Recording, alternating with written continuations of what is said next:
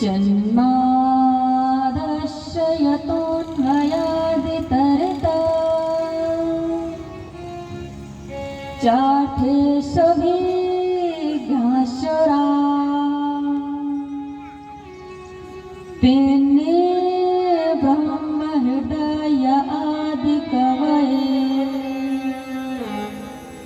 भूयन्ति सूर्या तेजोरारवृदं यथा विनिमयो यत्र तृषार्गो मृषा धाम्नाश्वं सदा निरस्तकुहकम् सत्यं परं धीमहि सत्यं परं धीमहि।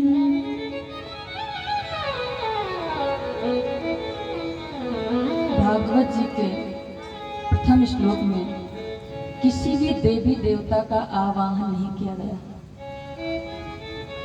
ना तो शंकर जी को बुलाया गया है, ना तो देवी मैया को बुलाया गया है, ना तो ब्रह्मा जी को बुलाया गया है। इसमें तो सत्य की वंदना की गई है। और सत्य है कौन? सत्य कौन है? ईश्वर, साक्षात नारायण। नारायण ही सत्य है। बंधुओं, एक बात बताऊं, नारायण सत्य है, लेकिन परम सत्य क्या है?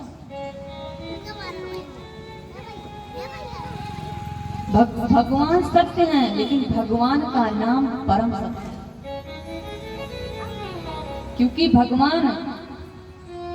जब भगवान श्री कृष्ण का अवतार नहीं हुआ था, तब भी लोग कहते थे हरे कृष्ण कृष्ण कृष्ण हरे हरे, हरे राम राम राम हरे हरे। और जब भगवान श्री कृष्ण का अवतार हो गया, तब भी सब लोग कृष्ण का नाम लेते थे। वो अपने लीलाओं को संपन्न करके चले गए, तब भी आज भी सब लोग कृष्ण का नाम लेते हैं, राम का नाम लेते हैं।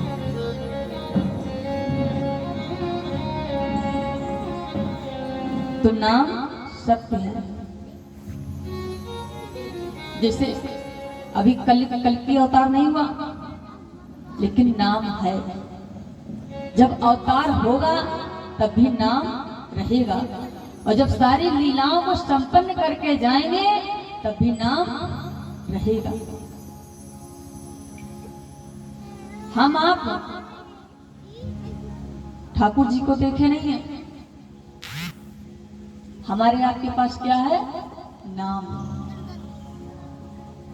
कहते हैं अंत में निकला यह परिणाम, राम से बड़ा राम का नाम। ऐसे एक बार भृगु ऋषि जी थे, हमारे संत समाज में सबसे बड़े क्रोधी यही थे।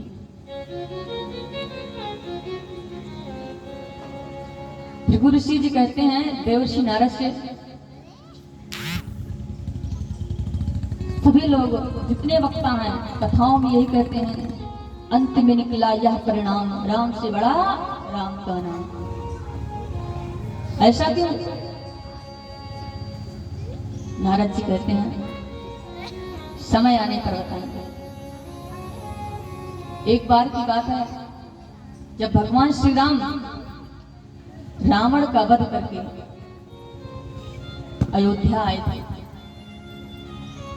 तो यहाँ पर बहुत बड़ा अनुष्ठान किए थे। सारे साधु संत को बुलाया गया था। विश्व भर के जितने भी ब्राह्मण देवता थे, साधु संत थे, सभी उस अनुष्ठान में आए। और उसमें भृगु ऋषि जी भी आए, नारद जी भी आए। अब सभी की पंगत लगी है। नारद जी के बगल में भृगु ऋषि जी बैठ गए। अपना चिमटा गाड़ दिए और तपस्या में लीन हुए।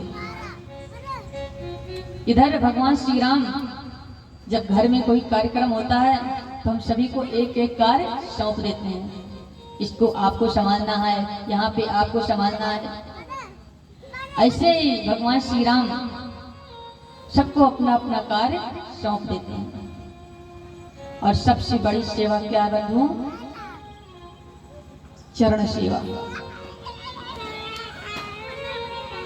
इस सेवा को श्री हनुमान जी महाराज लेते हैं। और लक्ष्मण जी को सेवा मिलती है। जितने भी ब्राह्मण देवताएं हैं, जितने भी संत महात्माएं हैं, उन सबका तिलक करो, माला पहनाओ, दक्षिणा दो। लक्ष्मण जी अपने कार्य को कर रहे हैं। करते करते वो भृगु ऋषि जी के पास पहुंच गए। जैसे ही उनका तिलक करने लगे, नारद जी ने मना कर दिया। क्या कर रहे हो? जानते नहीं हो? इतना क्रोध आता है, नेत्र खुलते ही भस्म हो जाओगे। लक्ष्मण जी कहते हैं वो ये बात तो सही है, लेकिन अगर तिलक नहीं करेंगे तो अपमान हो जाएगा। तो आप ही बताओ मैं क्या करूं?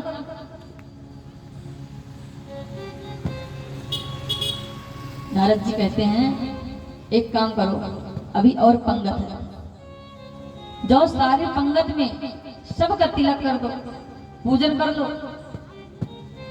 तब तक इनकी तपस्या पूरी हो जाएगी। उसके बाद आकर इनका भी कर देंगे। लक्ष्मण जी तिलक कर रहे हैं, माला पहना रहे हैं, दक्षिणा दे रहे हैं। करते करते बहुत दूर निकल गए। इतने में नारद जी ने एक पुगनी मारी और कह रहे हैं, भृगु ऋषि कह रहे हैं क्या हुआ? नारद जी कहते देखो मुझे तो माला भी पहनाई गई, मुझे तो तिलक भी किया गया और दक्षिणा भी मिली, आपको कुछ नहीं मिला। अब तो बंधुओं भृगु ऋषि को क्रोध आ गया और खड़े हो गए। कह रहे हैं राम, जब आपको एक संत का अपमान करना था तो आप बुलाए। भगवान श्री राम तो सिंहासन पे खड़े हो गए, मेरे राज्य में एक संत का अपमान। वो हाथ जोकर खड़े हो गए, कहते हैं प्रभु ये अपमान किसने किया? मैं आज उसे जीवित नहीं छोड़ूंगा।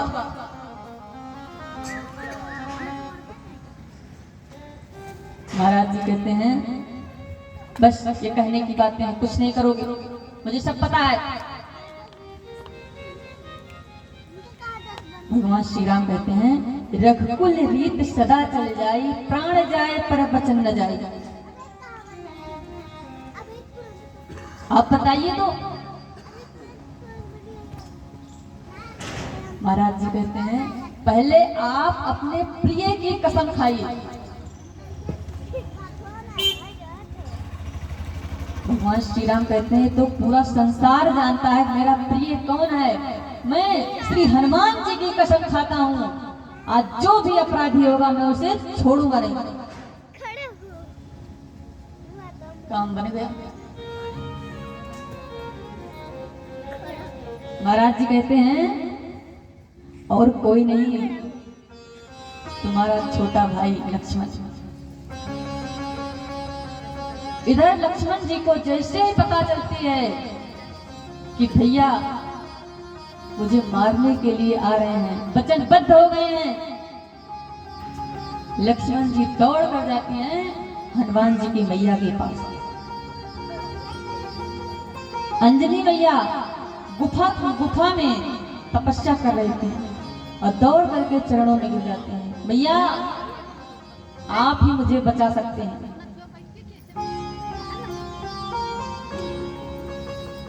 मैया कहती हैं मेरे चरण में जो आया है मैं इसे जाने नहीं दूंगी। और पूरी बेग के साथ हनुमान जी को बुलाती हैं और हनुमान जी पवन पुत्र हैं। पवन जी वेग में अपने मैया के पास पहुंच जाते हैं और कहते हैं मैया आपको नहीं पता अयोध्या में अनुष्ठान चल रहा है, इतना कार्य करना है, आप इस समय बुला ली, क्या काम है? मैया कहती हैं पहले तुम सौगंध खाओ जो तुम्हारा सबसे प्रिय हो, उसके बाद बताएंगे। हनुमान जी कहते हैं मैया ये तो सब जानते हैं, सारा विश्व जानता है कि मेरा सबसे प्रिय कौन है। मैं भगवान श्री राम की सौगंध खाता हूं, आपके वचन का पालन करूंगा, आप बताइए। भैया कहते हैं इस गुफा के पीछे लक्ष्मण जी हैं और तुम्हारे राम जी आ रहे हैं उनको मारने के लिए, चाहे जैसे करो उनकी रक्षा करनी है। हनुमान जी राम जी की कसम खाएं, शिला के सामने खड़े हो गए। इधर से राम जी आ गए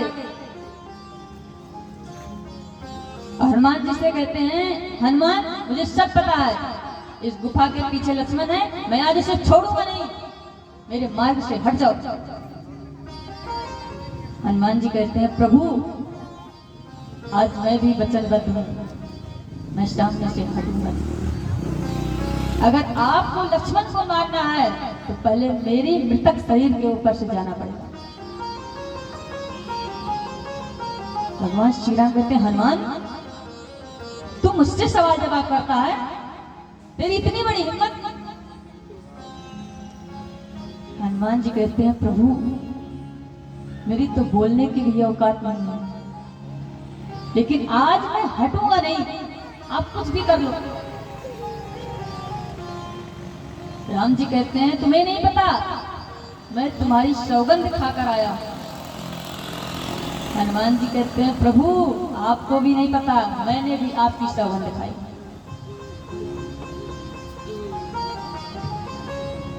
भगवान श्री राम विवश हो गए और अपने धनुष बाण को उठा लिए। हनुमान अभी भी कह रहा हूं हट जाओ। हनुमान जी कह रहे प्रभु ये तो नहीं होगा। भगवान श्री राम जैसे ही अपने धनुष पर प्रशंसा चढ़ाते हैं और बाण को छोड़ते हैं, जितने तीव्र गति से बाण जाता है उतने ही तीव्र गति से हनुमान जी महाराज भगवान श्री राम का नारा लगाते हैं जय श्री राम।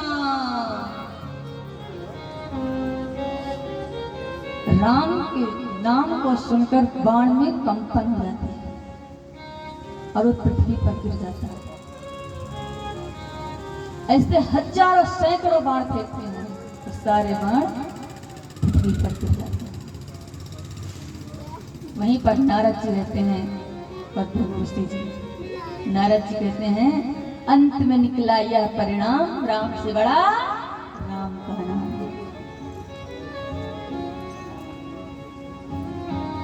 तो भगवान सत्य है लेकिन उनका नाम परम सत्य है।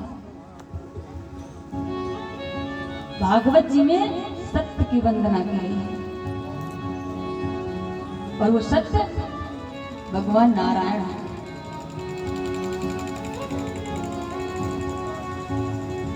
जैसे बंधुओं अगर आपको किसी वृक्ष में जल देना है